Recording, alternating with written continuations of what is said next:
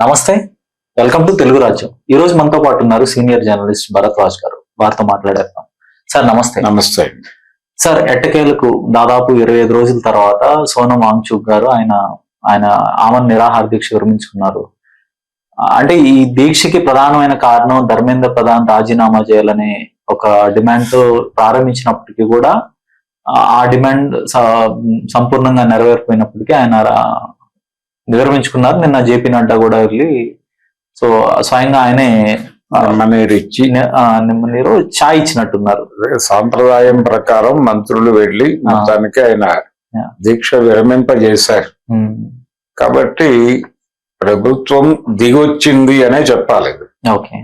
అంటే చాలా మొండిగా వ్యవహరించింది.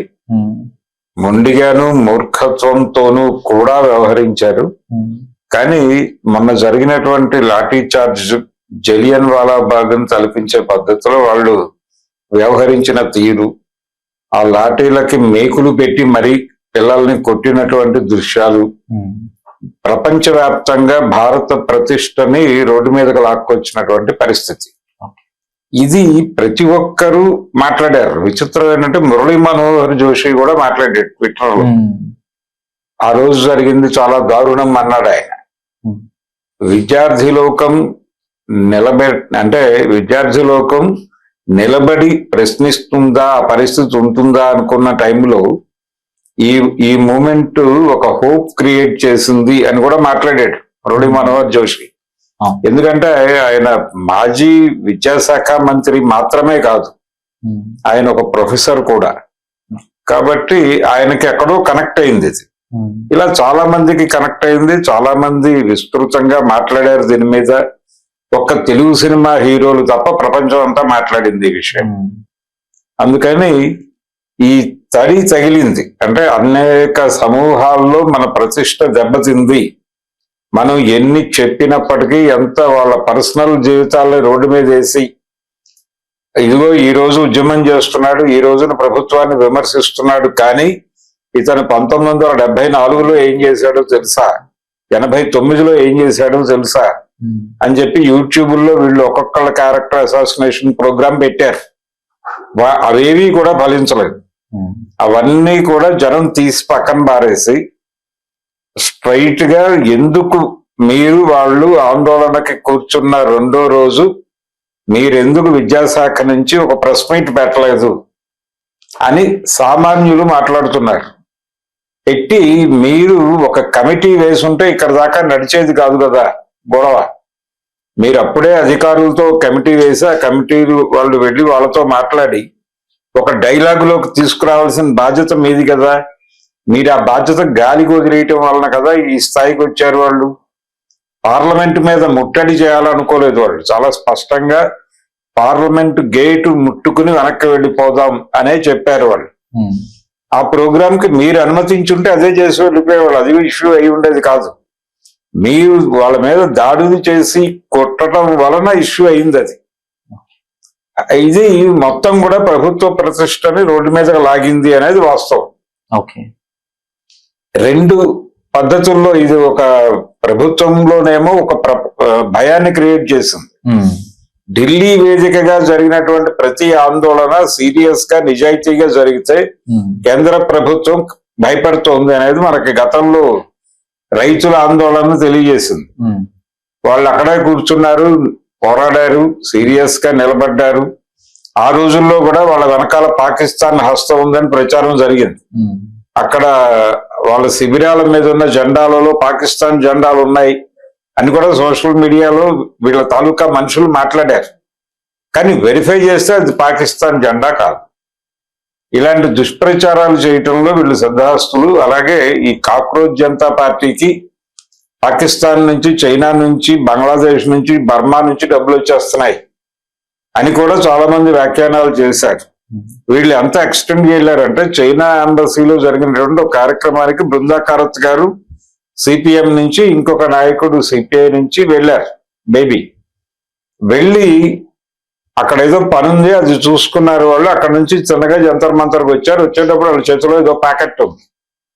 ఈ ప్యాకెట్ చైనా రాయబారం కార్యాలయంలో ఇచ్చారు వాళ్ళకి. ఈ కాక్రోచ్ జనతా పార్టీకి ఫండ్ అది చైనా నుంచి అని ఎస్టాబ్లిష్ చేసి మాట్లాడేశారు మహానుభావులైనటువంటి యూట్యూబ్ కాషాయ భక్త మండలి. మాట్లాడేసిన తర్వాత ఇలాంటి ఒక ఎక్స్టెన్సివ్ ప్రోగ్రామ్ ఒకటి నడుస్తూ ఉండగా కూడా ప్రధానికి భయం వేసింది, అంటే ప్రభుత్వం భయపడింది. ఇవన్నీ కూడా జనం పక్కన పెట్టేస్తున్నారు, మనం చేసే ప్రచారాలు కూడా పక్కన పెట్టేస్తున్నారు. కాబట్టి మన ఇంటిగ్రిటీకి ఇప్పుడు ఒక సమస్య ఎదురైంది అనేది అయితే వాళ్ళు ఫీల్ అయ్యారు. ఆ ఫీల్ అవ్వటం వలన ఇప్పుడు ఈ మాటలనే మాట్లాడుతున్నాడు ఆయన. నిజమే దారుణం. ఎగ్జామినేషన్ పేపర్ లీక్ అవడం ఏమిటి, ఇది పాపము. ఈ పని చేసిన వాడికి నరకంలో కూడా చోటు ఉండదు. ఇలా ఆయన ధోరణిలో ఆయన పౌరాణిక డైలాగులు చెప్పుకుంటూ వెళ్ళిపోతున్నాడు. ఇది ఒక ట్రాజడీ. మీ సొంత పార్టీ నాయకులే, పాత నాయకులు అందరూ నీ మీద దాడి చేస్తున్నారు. నువ్వు చేసినటువంటి దుర్మార్గం ఇది. మొదటి రోజే పరిశూ చేసుకుంటే అయిపోయేది కదా, ఇక్కడ దాకా ఎందుకు తెచ్చుకున్నావు, ఇప్పుడు ఎందుకు రాజీ పడుతున్నావు అని గొడవ. ఇలాంటి ఒక క్లిష్టమైన పరిస్థితుల్లో కేంద్ర ప్రభుత్వం ఇరుక్కుంది. ఈ ఇరుక్కుని దీనిలో నుంచి బయటపడటానికి గంభీరమైన మార్గాలు వెతుకుతోంది. కానీ ప్రపంచం ఆల్రెడీ వీళ్ళ పరాభవాన్ని చూసేసింది, ఫీల్ అయ్యింది. ఇంత పనికి మాలిన ప్రభుత్వం, ఇంత ఈగోయిస్టిక్ ప్రభుత్వం, ప్రజలని కనీసంగా పట్టించుకోలేని ప్రభుత్వం, పట్టించుకోలేకపోవడానికి ఇవన్నీ కారణం. ఈ ఈగోయిస్ట్ ఆలోచన విధానం, మేము మాత్రమే మోనార్కులమే అనుకునేటువంటి ఒక నియంత్రణతో పోకడ, ఇవన్నీ కలగలిసి ఆ రకంగా వాళ్ళని డిజైన్ చేశారు. అందుకని ఒక చాలా ప్రమాదకరమైన పరిస్థితిలో కేంద్ర ప్రభుత్వం ఉంది అనేది ప్రపంచానికి అర్థమైపోయింది. దాని పద్ధతిలో అది మాట్లాడటం మొదలుపెట్టింది. వివిధ సమూహాల నుంచి ఈ భయం ప్రధాని గొంతులోను ముఖంలోనూ కనిపించింది. నిన్న ఆయన రీల్ కూడా చేసి పెట్టారు ఇన్స్టాగ్రామ్ లో. సో ఇప్పుడు సోనం వాంగ్చుక్ నిరాహార దీక్ష విరమించుకోవడాన్ని ఎలా చూస్తారు? అంటే లక్ష్యం అయితే నెరవేరలేదు. ధర్మేంద్ర ప్రధాన్ అంటే ప్రాథమిక లక్ష్యం కాన్స్టిట్యూషనల్ క్లబ్ లో ఈ రోజు సమావేశం పెట్టి కొంత మేరకు వీళ్ళ అభిప్రాయాలు క్రోడీకరించే ప్రయత్నం జరుగుతుంది. అంటే నా అనుమానం ఏంటంటే ఒక కమిటీ వేస్తాము, మీ ఆరోపణలన్నీ వాళ్ళకి ఇవ్వండి, వాళ్ళు మొత్తం విచారణ జరిపి ఒక నివేదిక ఇస్తారు, ఆ నివేదిక ఆధారంగా ఏ చర్యలు తీసుకున్నా బాగుంటుంది. మనం పద్ధతిని వైలేట్ చేయొద్దు, పద్ధతిని కాపాడుకోవడమే మనం కాపాడుకోవడం అని ఒక క్లాస్ పీకుతారు వాళ్ళకి. పీకి ఏదో పద్ధతిలో సెటరైట్ చేసి మీరు కూడా మీరు ఒకవేళ పార్టీ అయితే మీరు భారతీయ జనతా పార్టీ విండో ఓపెనే ఉంది, మీరు ఎప్పుడైనా కావాలంటే వచ్చి మా ఇంట్లో సేద తీరి మా సలహాలు పొందొచ్చు అని కూడా చెప్తారు. ఈరోజు చెప్పి కాక్రోచ్ జనతా పార్టీకి ఒక దిశానిర్దేశం చేసి వదిలిపెట్టే అవకాశమే కనిపిస్తుంది. Anything less than Dharmendra Pradhan's resignation will not be accepted అని ఆ జంజీ యువత ప్రధానంగా సోషల్ మీడియాలో పోస్టులు పెడుతోంది. పర్టికులర్ గా సోనం వాంగ్చుక్ హంగర్ స్ట్రైక్ విరమించుకున్న తర్వాత. సో అంటే ఈ ఉద్యమం అయితే ఇప్పుడు వీళ్ళ చేతుల్లో కాదు, ఇప్పుడు జంజీ చేతుల్లో ఉంది. దేశవ్యాప్తంగా ప్రొటెస్టులు ఎరప్ట్ అవుతున్నాయి, దేశవ్యాప్తంగా బంద్, చాలా తీవ్రమైన ఆందోళనలు జరుగుతున్నాయి. సో వీళ్ళ చేతుల్లో ఉద్యమం లేదు అనేది కొంత వరకు ఇప్పుడు కనిపిస్తున్న పరిస్థితి. సో ఏమంటారు? వీళ్ళ మీద కూడా ప్రెజర్ ఉంటుంది కదా, ఇప్పుడు మనం అర్ధాంతరంగా మనం వెనక్కి తగ్గలేము అనే పరిస్థితి ఉంటుంది కదా. నో కాక్రోచ్ జనతా పార్టీకి ఇంకా నిర్మాణమే లేదు. వాళ్ళు జస్ట్ ఎంటర్ అయ్యగానే ఈ కార్యక్రమం మొదలైపోయింది. ఇది కేంద్ర ప్రభుత్వం పరిశీలన చేస్తుంటే ఇంకొన్ని విషయాలు మాట్లాడి ఉండే వాళ్ళేమో వాళ్ళు ఇంకా వాళ్ళు పూర్తిగా ఓపెన్ కాలేదు. ఓపెన్ అవడానికి టైం పడుతుంది. ఈ విజయాన్ని సమీక్షించుకోవాలి. ఇది విజయమే, ఇది విజయమే. ధర్మేంద్ర ప్రధాన్ ఇంకా రాజీనామా చేయలేదు, కానీ ప్రపంచవ్యాప్తంగా భారత్ ని ఒక రకంగా ఓపెన్ చేశారు ప్రపంచానికి. ఎవరు స్టిల్ ప్రజల్లో ఇక్కడ పోరాట పట్టుకుంది, కొంత డెమోక్రసీకి థ్రెటన్ చేసి ఏ ప్రభుత్వం అయినా కూడా నిరసన ఎదుర్కోవాల్సింది అనేది. రోడ్డు మీదకి రావడానికి అలవాటు తప్పినటువంటి విద్యార్థి లోకం రోడ్డు మీదకి రావడం అనేది ఒక అద్భుతమైన పాజిటివ్ అంశం. ఈ మొత్తం వ్యవహారంలో ప్రభుత్వాలను భయపెడుతున్నది అదే అంశం. వాళ్ళు కదిలితే చాలా గందరగోళాలు జరుగుతాయి. స్టూడెంట్ మూవ్మెంట్ కదిలితే, స్టూడెంట్ మూవ్మెంట్ తొక్కేయటం అనేది 85 నుంచి కాన్షియస్ గా తెలుగుదేశం పార్టీ చేసుకుంటూ వచ్చింది. ఓకే. ఇప్పుడు కూడా చేస్తోంది. అందుకని అన్ని పార్టీలు అలాగే వ్యవహరిస్తాయి. ఓకే. వీళ్ళు కూడా ఎగ్జంప్షన్ ఏం కాదు. భారతీయ జనతా పార్టీ ఇంకొంచెం కాంక్రీట్ గా, ఇంకొంచెం రూటెడ్ గా, పద్ధతిగా చేసుకుంటూ వెళ్ళిపోతారు. అందుకని వీళ్ళు ఎవరిని బతకనివ్వట్లేదు. ఇప్పుడు ఆ కాక్రోచ్ జనతా పార్టీ మీద కూడా ఇప్పుడు వాళ్ళ దృష్టి మళ్ళీంది. ఈ పార్టీని ఎలా విచ్ఛిన్నం చేయాలి అనేది ఆలోచిస్తారు ముందు.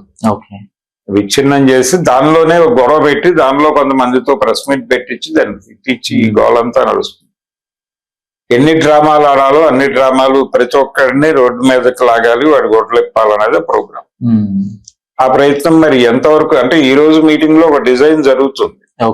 వీళ్ళని ఎక్కడి నుంచి ఎక్కడికి లాక్కు రావాలి, ఏం మాట్లాడించాలి, ఎవరితో తిట్టించాలి, దీనికి సంబంధించి ఒక బ్లూ ప్రింట్ అయితే రెడీ అవుతుంది. 2-3 రోజుల్లో ఆ దారుణం మనం చూడబోతున్నాం. ఓకే. ఇప్పుడు సోనం వాంగ్చుక్ స్టాండ్ గురించి ఏం చెప్తారంటే, ఆయన ఒక వీడియో కూడా చేసి పెట్టడం జరిగింది. ధర్మేంద్ర ప్రధాన్ రాజీనామా చేయకపోయినప్పటికీ ఆయన ఎందుకు విరమించుకున్నాడో ఆయన కొంత తెలియజేశారు. అంటే కొంత హామీ ఇచ్చింది ప్రభుత్వం అనే పద్ధతిలో ఆయన మాట్లాడారు. అంటే ఉద్యమానికి సంబంధించి పట్టు విడుపులు ఉంటాయి. ఎక్కడ పట్టుకోవాలి, ఎక్కడ వదిలిపెట్టాలి అనేది తెలిసి ఉండాలి నాయకుడికి. ఓకే. సో ఇతను ఆ ఉద్యమానికి నాయకుడు కాదు, జస్ట్ అందరిలాగానే ఒక ఉత్సాహంతో వెళ్ళాడు, అక్కడికి కూర్చున్నాడు. అదే తప్ప ఆయన ఏమి ఆమ్ ఆద్మీలో కేడరు కాదు, వీడి పార్టీలో కూడా కేడరం కాదు, నెమ్మదిగా ఎమర్జీ ట్రావెల్ అవుతుంది. ఇప్పుడు సోనం వాంగ్చుక్ గాని, అభిజిత్ దిప్కే గాని, ఇప్పుడు సౌరవ్ దాస్ గాని, వీళ్ళందరూ బీజేపీకి లొంగిపోయే పరిస్థితులు ఏమైనా ఉంటాయంటారా? వీళ్ళ ఇంటిగ్రిటీ ఎంతవరకు మనం చెప్పలేమండి. ఇది మార్కెట్ ఎకానమీలో ఉన్నాం మనం. మనిషి, పార్టీలు అన్ని సరుకులే కాబట్టి ఏ సరుకు ఎలా స్పందిస్తుంది, ఏ రేటుకి వెళ్ళిపోతుంది, లేదు ఏవైనా రేట్లు పెంచి కొనుక్కుంటారా, వాళ్ళ అవసరాలు కూడా డిమాండ్ అండ్ సప్లై ఉంటుంది కదా.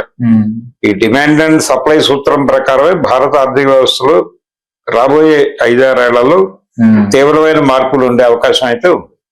ఓకే. ఇప్పుడు ఆయన భార్య సోనం వాంగ్చుక్ గారి భార్య గీతాంజలి, సో ఆవిడ మాట్లాడుతూ రాహుల్ గాంధీ ప్రధాని ఇంటి ముందు తెలిపిన నిరసనలో సిన్సియారిటీ లేదు, హైజాక్ చేసే ప్రయత్నం జరిగింది, ప్రజలు చాలా విఘ్నులు అనే తరహాలో మాట్లాడింది.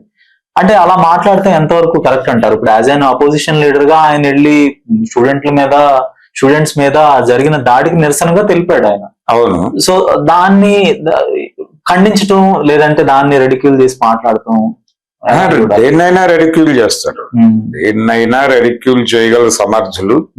మనం ఆ మధ్య పవన్ కళ్యాణ్ గారి మాటల్లో విన్నాం. అంటే పర్టికులర్ సోనం వాంగ్చుక్ గారి వైఫ్ గీతాంజలి మాట్లాడుతాం అలా చూడాలి. ఉద్యమంలో పార్ట్ ఆఫ్ ఉద్యమంగా ఉన్నారు, యాంటీ బీజేపీ స్టాండ్ తీసుకున్నారు. యాంటీ బీజేపీ స్టాండ్ తీసుకున్నా, ఏది తీసుకున్నా గానీ వీళ్ళు ఒక రాడార్ లోకి వెళ్తారు. వీళ్ళకి ఆల్రెడీ కొన్ని డిమాండ్స్, కొన్ని పర్సనల్ ఆకాంక్షలు ఉంటాయి. అక్కడి నుంచి తవ్వుకుంటూ వస్తారు వీళ్ళు. నువ్వు ఆ రోజున 10 రూపాయలు అప్పటికేవు, నేను ఇవ్వలేకపోయినా అంత మాత్రం చేత ఇప్పుడు నా జీవితాన్ని రోడ్డు మీద వేస్తావా, 10 కాతే 20 రూపాయలు తీసుకో, ఈ పద్ధతిలో బుల్డోజింగ్ జరుగుతుంది. ఆ బుల్డోజింగ్ చేసిన వాళ్ళతో వాళ్ళకి అనుకూలంగా మాట్లాడించుకుంటారు. As simple as that. అంతే వాళ్ళ బిహేవియర్ అది. ఎవరినైనా సరుకుగానే చూస్తారు వాళ్ళు. ఆ సరుకులు కొనుగోలుకి అవకాశం ఉందా లేదా అని ముందు ఒక ట్రయల్ వేస్తారు. ఆ ట్రయల్ ఓకే అనుకుంటే నెక్స్ట్ వీళ్ళు రకరకాల పద్ధతుల్లో ఎంటర్ అయిపోతారు జీవితాల్లో. ఓకే. ఇప్పుడు ఈ ఉద్యమం ఎటువైపు టర్న్ తీసుకోబోతుంది అంటే మీరు పరిస్థితులు బట్టి చూస్తే మీ అజంప్షన్స్ ఏంటి? అంటే ఇప్పుడే చెప్పడం కష్టం అండి. వాళ్ళు ఈ మొత్తం వ్యవహారాన్ని రివ్యూ చేసుకుంటారు.